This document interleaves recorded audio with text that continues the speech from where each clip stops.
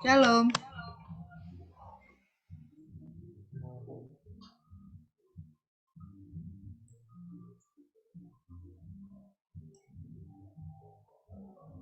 Halo Roket, selamat sore. Noval, Melisa, Gerson, Dersa, siapa semua ini? Samuel.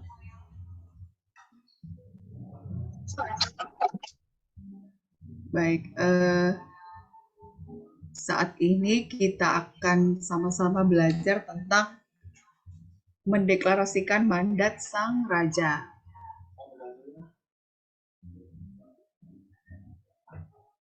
Ini kameranya saya tutup saja ya, supaya jelas suaranya. Nanti minta tolong siapa ya? Noni ada di situ untuk doa ya sebelum kita mulai kelas kita sore ini. Ayo silakan Noni. Mari kita berdoa. Tuhan, terima kasih atas penyertaan-Mu dari pagi hingga sore hari ini. Sekarang kita akan memulai ibadah kita pada sore hari ini. Berikan kami telinga seorang murid dan hati seorang hamba agar dapat mendengarkan firman dan mempraktikkan dalam kehidupan sehari-hari. Dalam Tuhan Yesus, haleluya, amin. Baik, amin. Terima kasih Noni.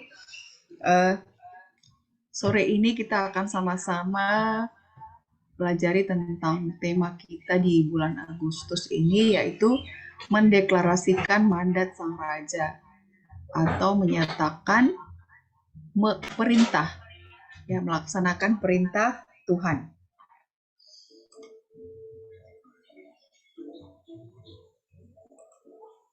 Oke. Nah, ini slide-nya sudah jelas ya.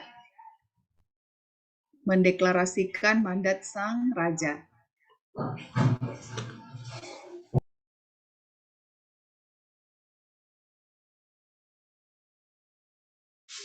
Oke. Mendeklarasikan mandat Sang Raja.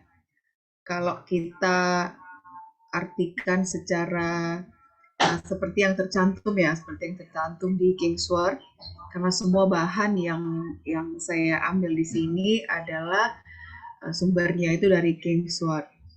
Jadi mendeklarasikan mandat Sang Raja atau menyatakan melaksanakan perintah Tuhan itu adalah suatu pernyataan jelas untuk melakukan perintah Sang Raja. Ya.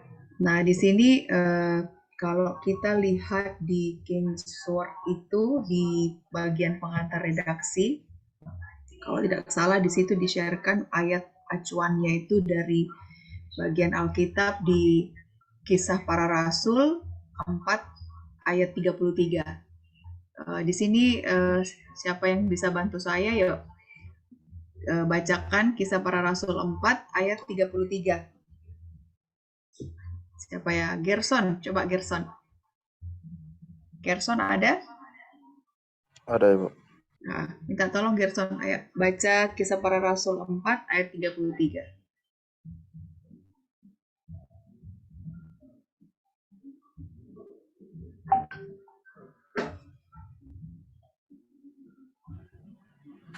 Sudah dapat Gerson? Sudah, Ibu. Dan dengan kuasa yang besar, Rasul-Rasul memberi kesaksian tentang kebangkitan Tuhan Yesus, dan mereka semua hidup dalam kasih karunia yang melimpah-limpah. Nah, dari ayat itu terlihat jelas bahwa di dalam Kisah Para Rasul 4 ayat 33, saat para rasul bersaksi tentang kebangkitan Tuhan Yesus, mereka memperoleh satu karunia, ya, karunia untuk hidup di dalam kasih karunia. Ya, nah sekarang kita ini, ya, hidup dalam kasih karunia. Kita bahas ya satu persatu. Nah, di sini disebutkan bahwa grace atau kasih karunia itu adalah perhatian dan kemampuan khusus. Ya, perhatian dan kemampuan khusus yang diberikan Tuhan kepada manusia yang dikasihinya. Ini sesuai dengan Kingsword Kingsword di bulan Februari ya, Februari 2022. Itu juga pernah kita bahas ya tentang kasih karunia ini. Jadi saat seseorang mendeklarasikan mandat Sang Raja, pribadi tersebut atau orang tersebut akan memperoleh satu kesempatan untuk hidup dalam kasih karunia yang berlimpah-limpah. Nah, di sini kita akan bahas satu-satu ya. Perhatian, kemampuan khusus dari pengertian kasih karunia itu kita bahas satu-satu. Di situ ada 3 hal penting dari pengertian kasih karunia itu. Kata yang pertama itu perhatian, ya. Kata yang pertama perhatian. Kata yang kedua itu kemampuan khusus. Kalimat yang kedua kemampuan khusus. Dan kalimat yang ketiga itu manusia yang dikasihinya. Ayo kita baca coba Nathan baca Amsal 3 ayat 3 sampai 4. Ini kita lihat nih. Salah satu keuntungan yang kita bisa peroleh saat kita menyatakan Ibu, tentang perintah Sang Raja. Ya, Nathan, sudah dapat Amsal 3 ayat 3 Amsal 3 ayat 3 sampai 4. Ini di slide-nya, slide perhatian nih, bagian pertama. Amsal 3 ayat 3 sampai 4. Terus nanti Dersa siapkan. Halo Dersa, ada? ada Ibu. Dersa Mazmur 103 ayat 8. Terus Elia Ratapan 3 ayat 22 sampai 23. Ya. Dari Nathan Amsal 3 ayat 3 sampai 4, Dersa Mazmur 103 ayat 8, Elia Ratapan 3 22 sampai 23. Ayo Nathan yuk. Silakan Nathan. Amsal 3 ayat 3 sampai 4. Janganlah kiranya kasih dan setia meninggalkan engkau. Kalungkahlah itu pada lehermu, tuliskanlah itu pada loh hatimu, maka engkau akan mendapatkan kasih dan pengharapan dalam pandangan Allah serta manusia. Nah, itu. Ya, saat seseorang mendeklarasikan atau menyatakan perintah Sang Raja, kita akan mendapatkan kasih dan apa tadi yang terakhir itu? Kasih dan perhatian dari Sang Raja dan manusia. Ya, itu keuntungannya. Ya, terus Mazmur 103 ayat 8 ya. Mazmur 103 8. Ayat 8. Tuhan adalah penyayang dan pengasih, panjang sabar dan berlimpah kasih setia. Nah, ya. Tuhan adalah pengasih dan penyayang, panjang sabar dan penuh kasih setia. Itu wujud perhatian Tuhan kepada kita. Terus yang ketiga, Ratapan 3 ayat 22 sampai 23. Elia? Ratapan 3 ayat 22 sampai 23. Tak berkesudahan kasih setia Tuhan, tak habis-habisnya rahmatnya, lalu baru setiap pagi besar kesetiaanmu. Nah, itu ya. Kasih setia Tuhan diberikan kepada setiap orang yang hidup di dalam kasih karunia, kepada setiap orang yang mendeklarasikan, ya, menyatakan, melaksanakan perintah Sang Raja. Ya. Kemudian yang kedua, arti dari kasih karunia tadi, ya, kemampuan khusus. Ya. Jadi saat kita melakukan atau mendeklarasikan perintah Sang Raja, Tuhan tidak tinggal diam. Kita diberikan kemampuan khusus untuk dapat melakukan apa yang Tuhan inginkan untuk kita lakukan di dalam hidup kita. Ya, kemampuan khusus itu seperti apa? Ya, di dalam Matius 25 ayat 14 sampai 30. Coba, siapa yang bisa sampaikan? Ini judulnya tentang apa ini? Matius 25 ayat 14 sampai 30. Ayo. 1, 2, 3. Ayo, siapa yang bisa? Tentang talenta. Ya. Ini juga waktu bulan Februari sempat ya kita sama-sama belajar tentang talenta. Ada yang diberikan talenta 1, talenta 2, dan talenta 5. Terus arti angka 1, 2, dan 5 itu apa?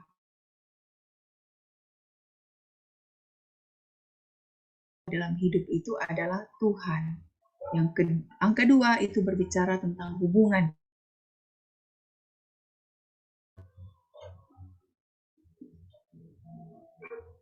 Ya, berbicara tentang hubungan kita dengan Tuhan. Angka 5 itu berbicara tentang, ayo siapa yang bisa jawab? Angka 5 itu tentang apa? Kalau masih ingat tuh, pelajaran kita waktu bulan Februari. Ada yang bisa jawab? Noel. Ada Noel tidak?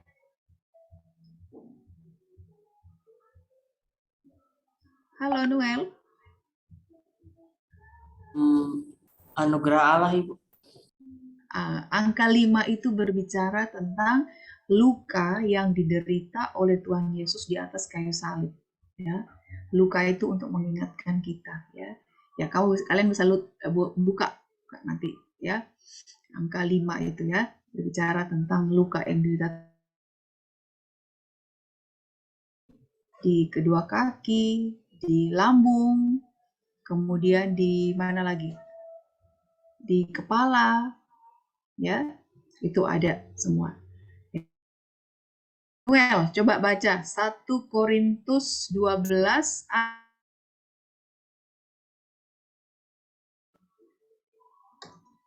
ini tentang kemampuan khusus. Tentang kemampuan khusus. Maaf Ibu, ayat berapa?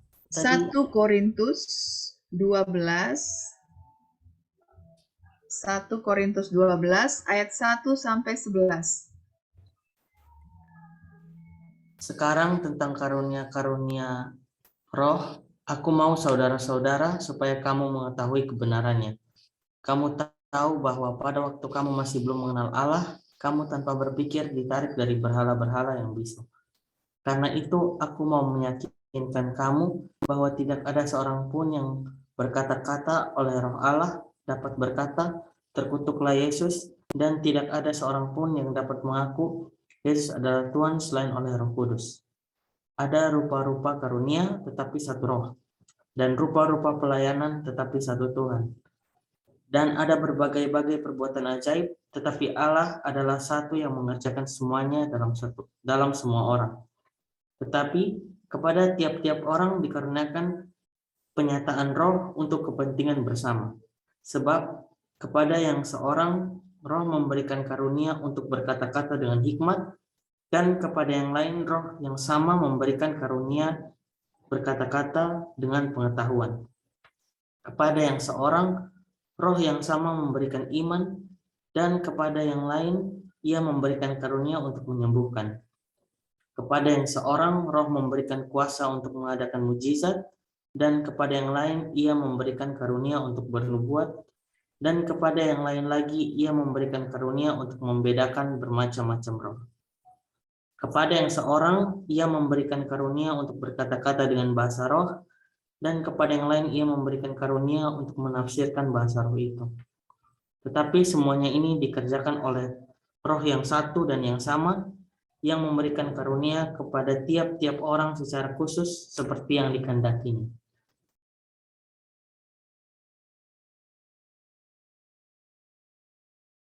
Oke, makasih Noel ya. Jadi dari 1 Korintus 12 ayat 1 sampai 11. Di situ kita bisa lihat bahwa kemampuan khusus yang diberikan kepada atau mendeklarasikan mandat sang raja itu adalah, ya, saya catat di sini ada beberapa tadi dari hasil yang Noel baca. Salah satunya itu kemampuan untuk berkata-kata. Kemudian kemampuan penyertaan roh. Kemampuan penyertaan roh. Terus kemampuan untuk berkata-kata untuk pengetahuan. Ya, kemampuan berkata-kata untuk pengetahuan. Kemudian kemampuan untuk mengadakan mujizat. Ya, kemampuan untuk mengadakan mujizat. Kemudian kemampuan untuk bernubuat. Kemampuan untuk membedakan bermacam-macam roh. Ya, jadi biasanya kalau kita ikut, saya dulu pernah waktu masih di Ruteng itu, pernah ikut satu ibadah di rumah salah satu jemaat di sana. Waktu itu yang melayani itu Daryl Stott. Ya, Daryl Stott ini biasa kami panggil Papa Daryl. Nah, Papa Daryl itu mengajak kita penyembahan kemudian doa. Nah, saat itu ada salah satu jemaat yang berbicara dengan bahasa yang tidak biasa. Berbicara dengan bahasa yang tidak biasa, yang tidak kita mengerti. Kemudian selesai penyembahan gitu, terus Papa Daryl ini memberikan kesempatan menyampaikan bahwa siapa yang bisa menerjemahkan apa yang disampaikan oleh jemaat yang tadi barusan berkata-kata dengan bahasa yang tidak biasanya, yang bahasa yang kita tidak mengerti begitu. Terus ada satu jemaat orangnya sangat-sangat sederhana. Dia menyampaikan bahwa arti dari yang disampaikan dari bahasa tersebut adalah ini. Nah, itu kemampuan khusus yang diberikan oleh Roh Kudus, ya. Dan itu saat kita diberikan satu kemampuan khusus itu, kita tetap harus bisa menjaga hidup kita supaya Roh Kudus itu tetap tinggal di dalam kita. Nanti di sini kita akan bahas sama-sama ya, seperti apa itu Roh Kudus atau gambarannya seperti apa Roh Kudus yang bisa tetap tinggal dalam kita. Ya. Nah, yang ketiga ini, manusia yang dikasihinya. Saya minta Wita, minta tolong baca Mazmur 63 ayat 3 sampai 4.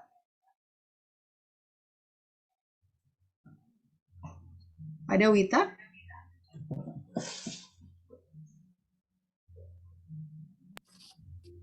Mazmur berapa itu?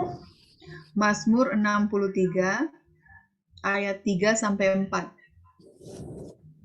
Ayat 3, demikianlah aku memandang kepadamu di tempat kudus sambil melihat kekuatanmu dan kemuliaanmu, sebab kasih setiamu lebih baik daripada hidup, bibirku akan memegahkan engkau. Nah, kasih setia Tuhan lebih penting daripada hidup. Ya. Kemudian Mazmur 36 ayat 5 sampai 6.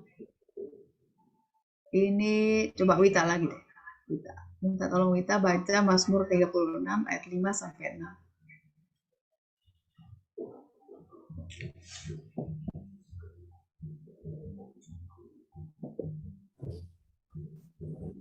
Kejahatan dirancangkannya di tempat tidurnya, ia menempatkan dirinya di jalan yang tidak baik. Apa yang jahat tidak ditolaknya. Ya Tuhan, kasih-Mu sampai ke langit, setiamu sampai ke awan. Nah, ya, kasih setia Tuhan dan kebaikan Tuhan sampai ke langit, sampai ke awan. Ya. Ini pernyataan seseorang yang menerima kebaikan Tuhan, yang bersyukur atas kebaikan Tuhan di dalam hidupnya. Ya, kebaikan dan kasih setia Tuhan sampai ke langit, sampai ke awan. Ya, nyatakan seperti itu.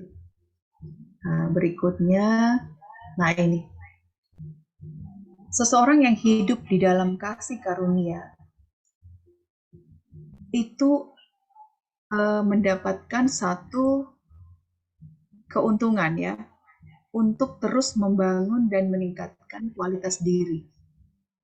Ya, terus membangun dan meningkatkan kualitas diri. 9,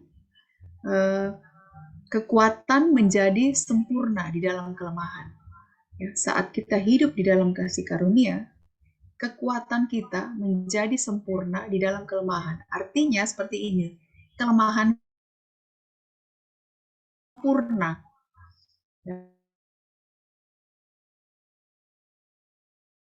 Kelemahan kita itulah yang gabung ya. Ya, coba Kesia baca 2 Korintus 12 ayat 8 sampai 9.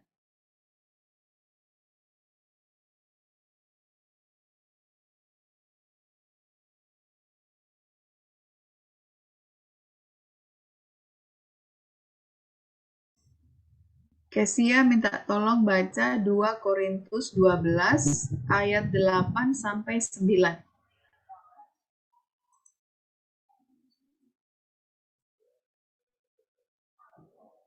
Kesia ada?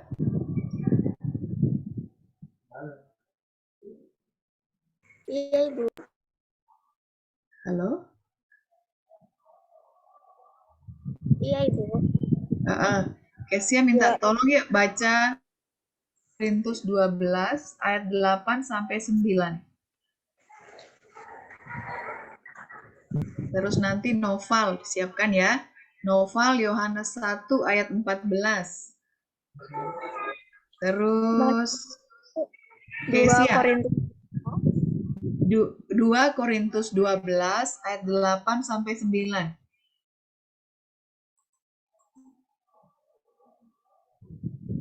Sudah dapat?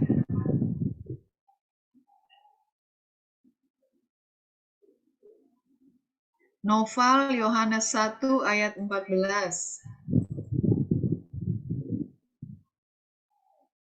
Samuel 2 Korintus 8 ayat 7.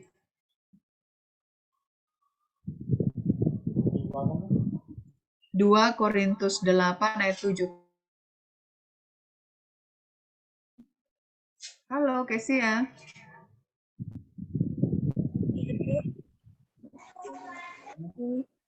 Udah bisa baca, Ibu? Ya, coba baca 2 Korintus 12 ayat 8 sampai 9. 2 Korintus 12 ayat 8 sampai 9. Tentang hal itu aku sudah 3 kali berseru kepada Tuhan, supaya utusan iblis itu mundur daripadaku. Tetapi jawab Tuhan kepadaku, cukuplah kasih karuniamu bagimu. Cukuplah kasih karuniaku bagimu, sebab justru dalam kelemahanlah kuasaku menjadi sempurna. Sebab itu terlebih suka aku bermegah atas kelemahanku, supaya kuasa Kristus turun menaungi aku. Nah, ya, dari ayat ini bisa terlihat ya bahwa Tuhan sanggup merubah sesuatu yang menjadi kelemahan kita itu menjadi kekuatan yang sempurna ya untuk melayani Dia, untuk memuliakan Tuhan. Ya.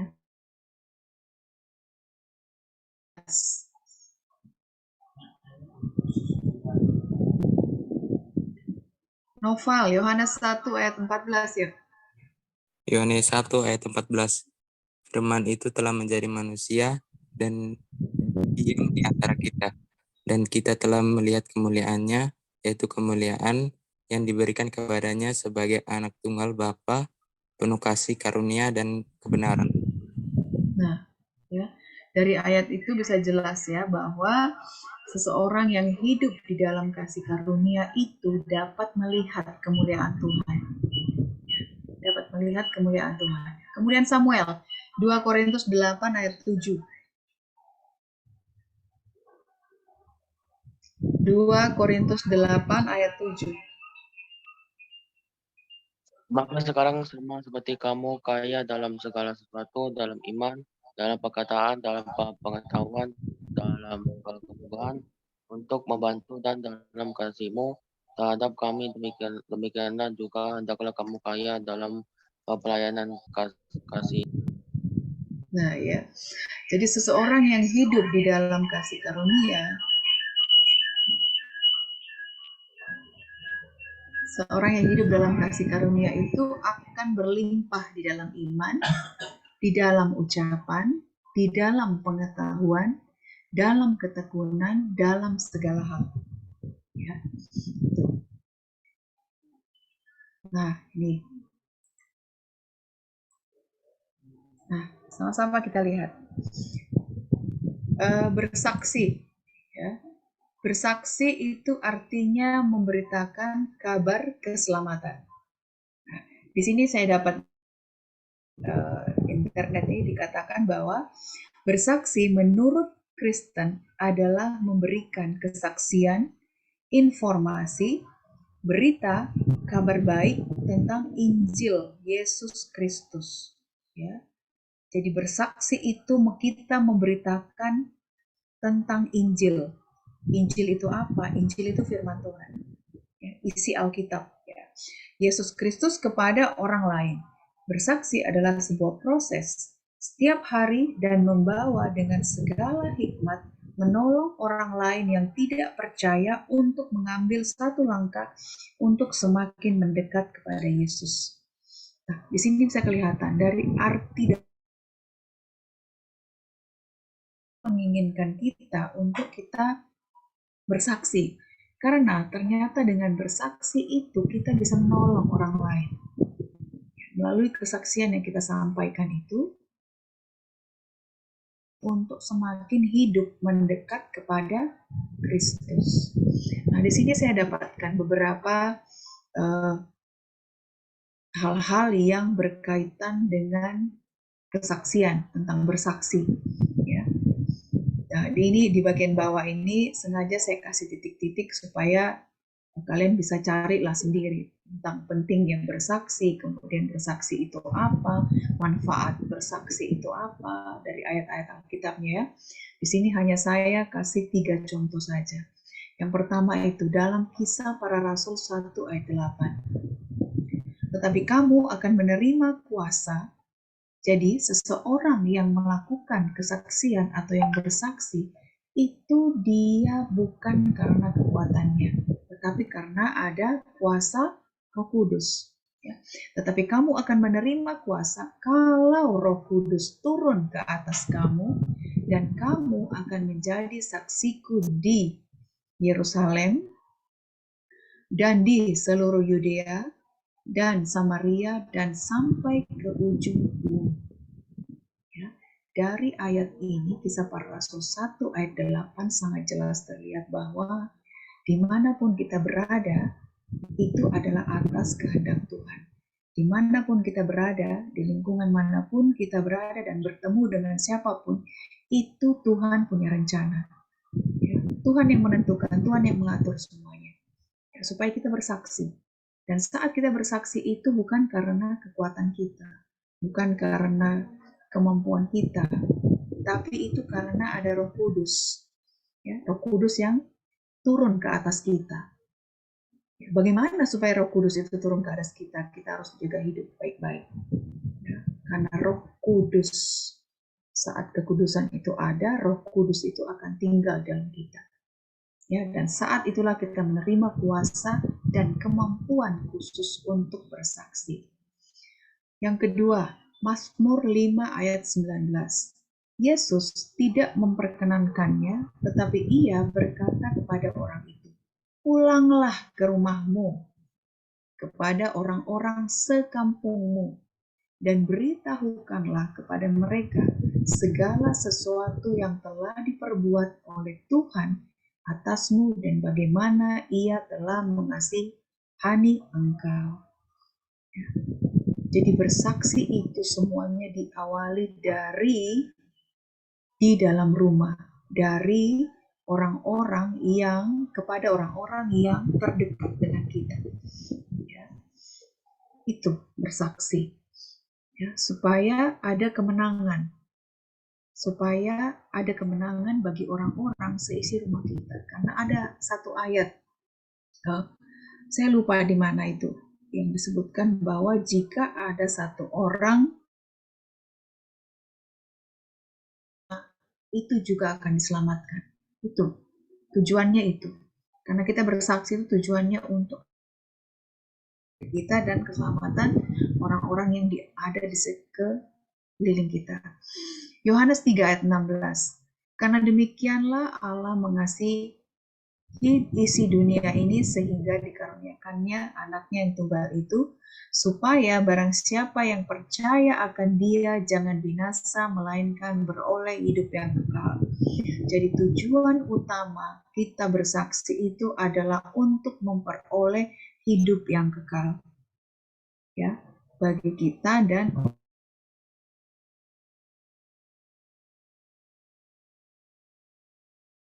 Yerusalem. Orang seisi rumah Yerusalem. Yudea sama. Oke. Berikutnya, nah ini juga dulu pernah ya Ibu Rian sampaikan saya lupa di bulan Februari mungkin ya tentang gambar ini. Ya, tentang gambar ini. Oke, siapa yang bisa cerita tentang arti-arti dari hewan-hewan ini? Ada yang mau coba? Nanti Ibu Rian kasih uang 50.000.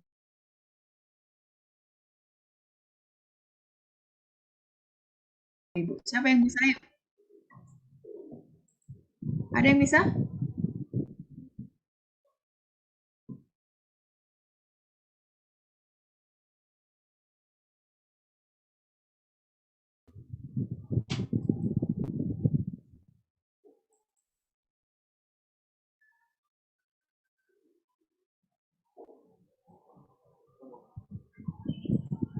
Ada yang bisa? Ada yang mau coba? Ini ada kambing. Ada burung merak. Ada babi. Ada kura-kura. Kura-kura atau penyu. Ada singa, harimau nih. Ada ular, ada anjing. Ayo, siapa yang bisa? 50.000. Ada yang bisa? Layar. Halo, Roket.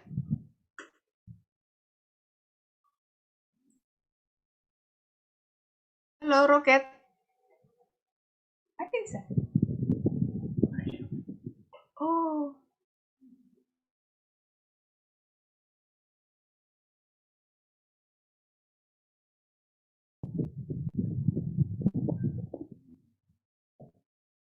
Halo? Iya, Ibu.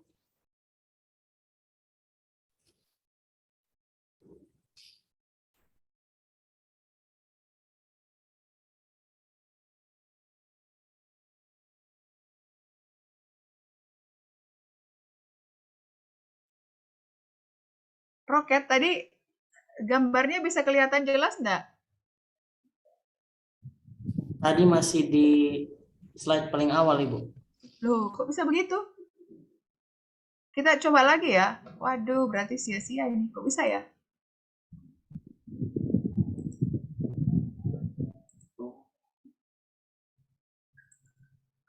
Kalau sekarang saya kelihatan enggak? Sudah, Ibu. Sudah. Waduh, tadi berarti waktu Ibu Rian jelaskan, slide-nya hanya di slide pertama terus ya? Iya. Waduh. Ya sudah. Inilah kekurangan kalau online itu seperti ini ya. Oke. Oke, nih. Slide yang sekarang kelihatan enggak? Kelihatan. Oke, gambar ini kelihatan ya? Semuanya bisa lihat?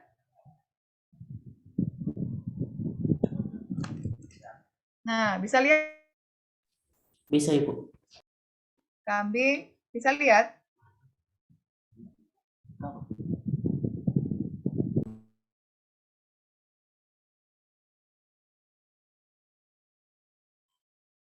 Ayo, siapa yang mau coba? Burung merak menggambarkan apa? Bisa? Ada yang mau coba?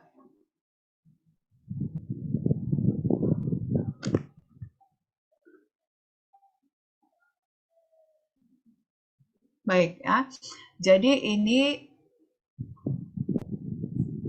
kambing ya. Kambing ini menggambarkan tentang ketidaktaatan.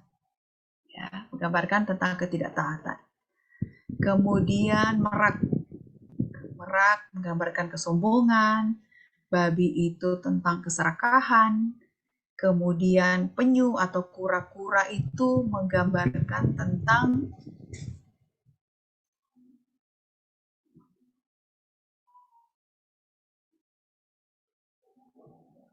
kemalasan. Ya. Kemudian singa. Singa atau harimau.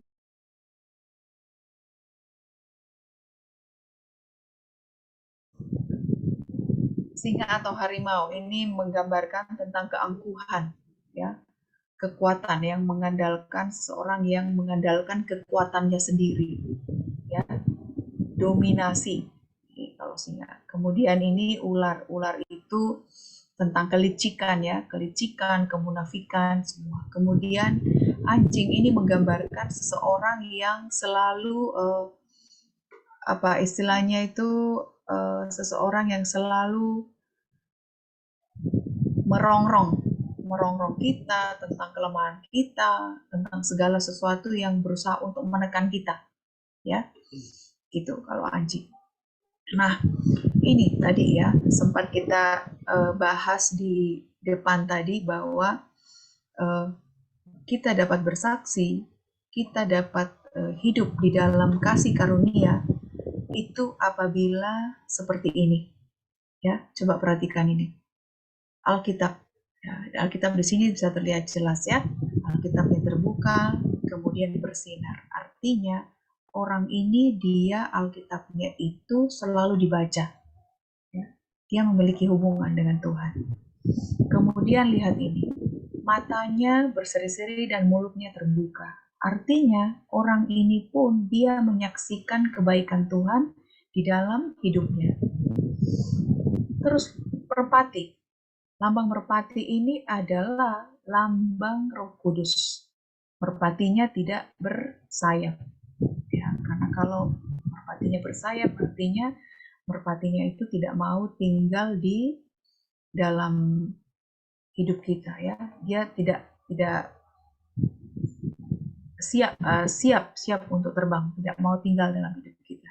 Tapi ini merpatinya, coba lihat, merpatinya sayapnya tidak dikepakkan dan dia bersinar. Artinya Roh Kudus itu tinggal di dalam hidup orang ini. Kemudian ada salib. Ya. Salibnya ini bersinar. Ya. Salibnya tidak tidur atau tidak berwarna hitam, tetapi dia bersinar. Ya. Salibnya tegak. Artinya orang ini adalah hidup di dalam Tuhan, tinggal di dalam Tuhan, dan Tuhan mau tinggal di dalam hidup orang ini. Ya, bisa kelihatan. Dari dia hidup di dalam kasih karunia, dia mau bersaksi, dia mendapatkan 3 keuntungan.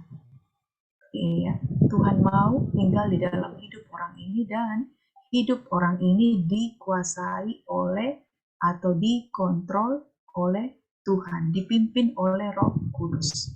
Ya. Nah, ini saya dapatkan satu tulisan di internet disebutkan seperti ini. Persekutuan dengan Tuhan Yesus Kristus punya dampak sosial. Lihat, persekutuan dengan Tuhan Yesus Kristus itu punya dampak sosial. Persekutuan dengan Tuhan Yesus Kristus itu seperti apa? Ini, persekutuan dengan Tuhan Yesus itu artinya kita itu punya hubungan dengan Tuhan. Hubungan kita seperti apa? Kita punya saat teduh, kita punya waktu khusus untuk berdoa, kita punya waktu khusus setiap hari untuk baca firman, kemudian kita selalu mengikuti pertemuan-pertemuan ibadah. Ya, pertemuan-pertemuan ibadah. Jadi seperti saat sekarang ini, pertemuan ibadah baik mau online, mau offline, pertemuan ibadah raya, itu komsel, semuanya diikuti. Itu adalah wujud kita membangun persekutuan, kita membangun hubungan dengan Tuhan. Ya, persekutuan dengan Tuhan Yesus Kristus punya dampak sosial. yaitu memberi nilai dan warna bagi kehidupan. Ya. Orang yang menerima dan melayani Tuhan Yesus sungguh tidak akan menghabiskan waktu. Lihat ini. Orang yang menerima dan melayani Tuhan Yesus tidak akan menghabiskan waktu, tenaga, dan pikirannya untuk diri sendiri. Dan tidak akan dikendalikan oleh kekhawatiran tentang hidupnya. Jadi saat seseorang membangun hubungan atau memiliki hubungan dengan Tuhan, orang tersebut akan bebas, akan merdeka dari kekhawatiran tentang hidupnya. Ya. Oke, ini kayaknya slide terakhir yang tadi ya, terakhir dari saya. Jadi di sore ini internetnya unstable ya. Tadi kalian tidak bisa mengikuti sampai beberapa slide. Jadi itulah kekurangannya kalau ibadah online itu seperti itu. Ya, oke. Kita tutup ibadah kita sore hari ini. Jadi saya minta Feli berdoa untuk ibadah kita sore ini. Setelah itu nanti saya tutup. Ayo, silakan Feli.